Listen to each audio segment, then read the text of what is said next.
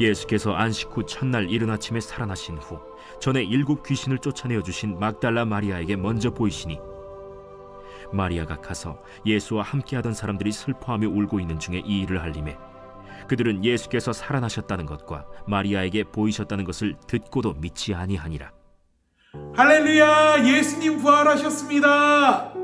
아멘. 오늘 함께 예배를 드리는 가정마다 예수님의 부활의 기쁨이 가득하기를 소망합니다. 오늘 함께 우리가 본 말씀은 예수님의 부활 소식을 이야기하고 있습니다. 여러분, 부활절이 무엇인가요?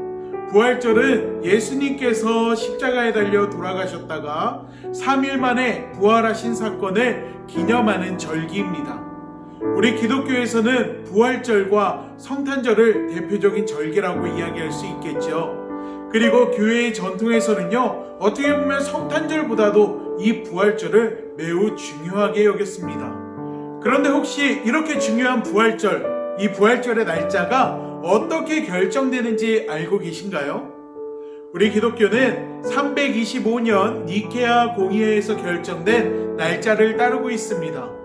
니케아 공의회 결정 전에는 동방교회에서 사용하는 히브리 달력에 따라서 유월절 첫째 후 첫 안식일 다음 주일을 부활주일로 지켰습니다. 하지만 유대인들이 지키는 유월절의 나사놀이 언제인지 정해져야 부활주일을 정할 수 있다 보니까 어려움이 많았습니다. 즉 유동성이 큰 나사놀이 중심이 되다 보니까 날짜를 정하기가 어려웠던 것입니다. 이에 니케아 공의회에서는 서방교회의 주장을 받아들여 충분히 지나고 첫 번째 보름달이 뜬 다음 주일을 부활주일로 지키기로 하였습니다. 이게 무슨 말인지 상당히 복잡하죠?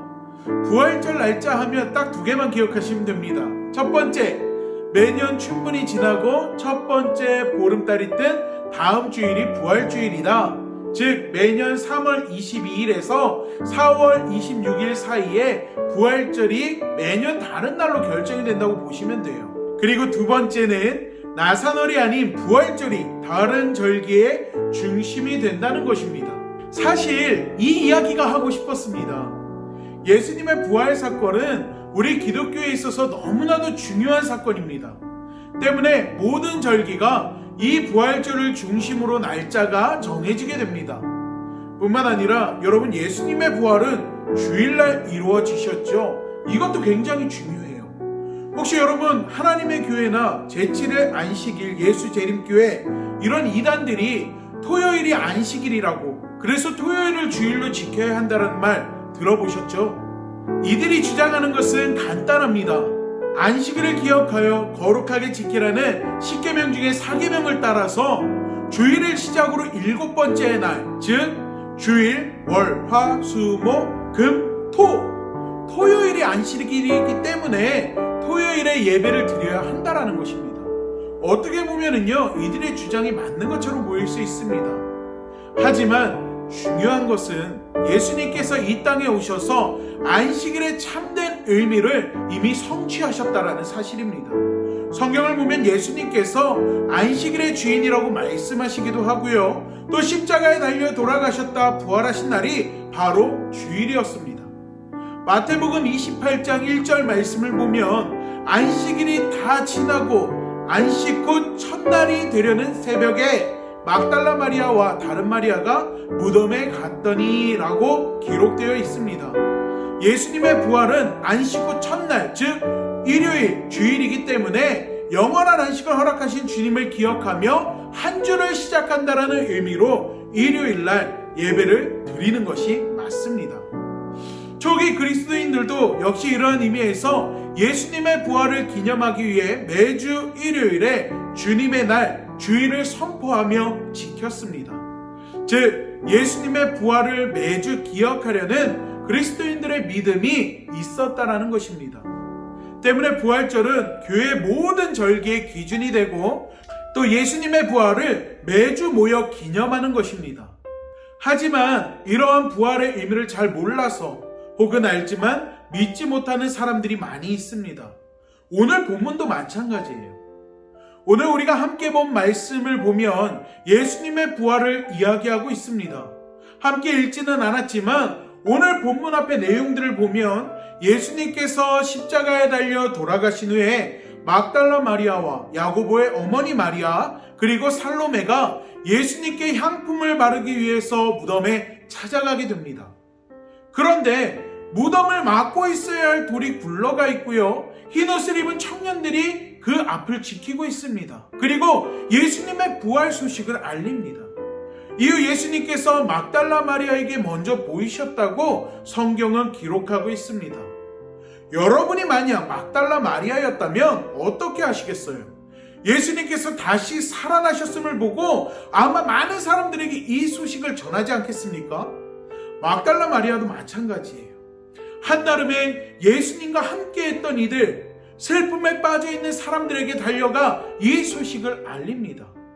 그런데 이 말을 들은 사람들 어떻게 반응했나요?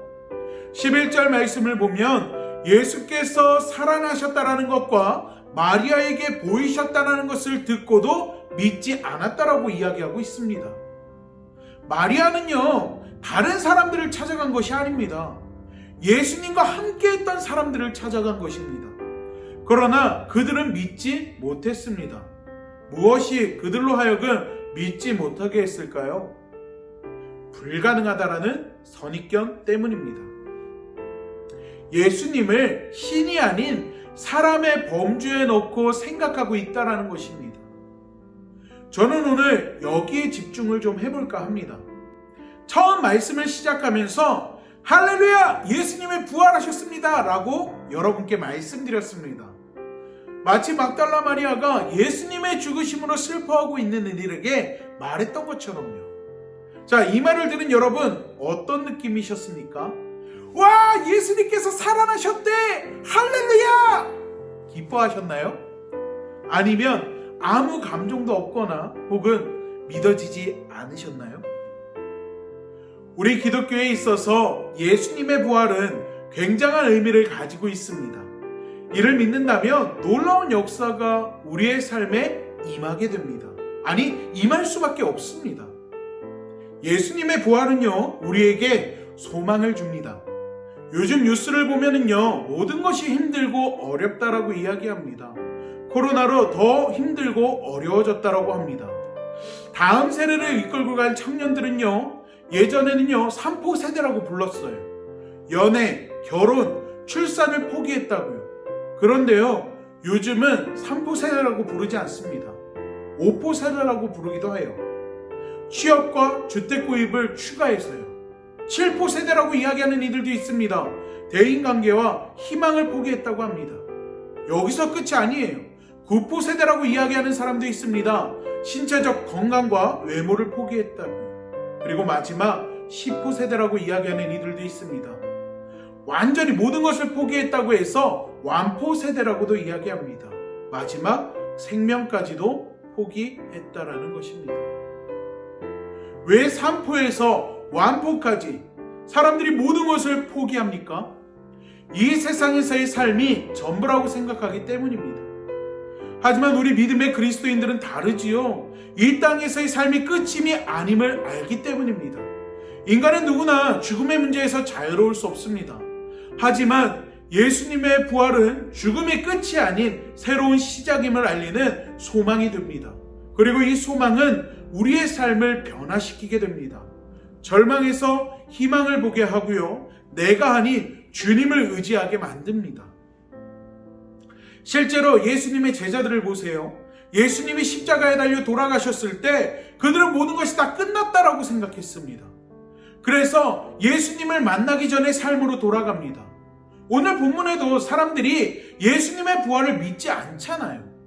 그런데 그들이 예수님을 직접 보게 됩니다. 예수님을 만나고 난 뒤에 그들의 삶은 180도 변화됩니다. 제자들은요, 예수님이 이 땅에 오신 이유를 명확하게 깨닫고 예수님을 위한 삶을 살아가기 시작합니다. 자신들의 목숨을 포기하면서까지 말이죠. 사랑하는 믿음의 성도 여러분, 예수님께서 부활하셨습니다. 믿으십니까? 여러분의 그 믿음이 여러분의 삶을 변화시킬 줄로 믿습니다. 세상의 많은 사람들은 예수님의 부활을 믿지 못합니다. 어쩌면 오늘 함께 영상으로 예배를 드리는 분들 중에서도 예수님의 부활을 매년 반복하는 행사처럼 익숙함에 지나가는 분들도 계실지 모릅니다. 오늘 본문 속에 등장하는 사람들처럼요. 예수님은 우리와 관계없는 분이 아닙니다. 예수님의 부활은 우리에게 있어서 엄청난 사건입니다. 우리에게 영원한 소망을 주시고 그 소망을 통해서 새로운 삶의 방향성을 제시해 주십니다. 여러분에게 있어서 부활절은 어떤 의미입니까? 오늘 이 부활절을 보내면서 여러분은 부활의 기쁨에 참여하셨습니까? 예수님 곁에 있던 무리들이 아니라 예수님의 부활의 기쁨으로 참여하는 믿음의 그리스도인이 바로 저와 그리고 여러분이 되기를 간절히 축원합니다. 살아계신 아버지 하나님, 바라바를 놓아주고 예수를 십자가에 못 박으라던 대제사장들과 장로들의 외침을 로마 사람인 빌라도조차도 이해하지 못했던 것을 기억합니다. 이렇듯 대제사장들은 선동하고 뜻모르는 군중들은 예수를 십자가에 못 박으라고 외쳤습니다. 주님, 모두가 그렇게 외치는 것처럼 보였지만 다는 아니었습니다. 예수를 놓아달라 목 놓아 소리치는 적은 무리의 몸부림이 있었습니다. 그러나 성난 군중들 틈에 서서 사력을 다해 예수를 놓아달라 외치던 제자들과 여인들과 어머니의 목소리는 들리질 않았습니다. 빌라도의 귀에는 들리지 않았지만 아들을 속건제물로 내놓으신 아버지의 귓전엔 천둥처럼 들리셨겠죠. 주님, 오늘 우리가 그 적은 무리 되길 원합니다. 비록 대중의 함성을 뚫을 수는 없어도 주님께, 아버지께 드릴 소담스런 예물을 준비하게 하소서. 죽어야 우리를 살릴 수 있기에 죽이기로 정하신 아버지의 뜻과 죽기를 각오하신 주님의 사랑으로 천금보다 귀한 성도가 되었습니다. 긍휼의 옷을 입었습니다. 겸손으로 주 뵙기를 예비시켜 주소서. 예수님 이름으로 기도합니다.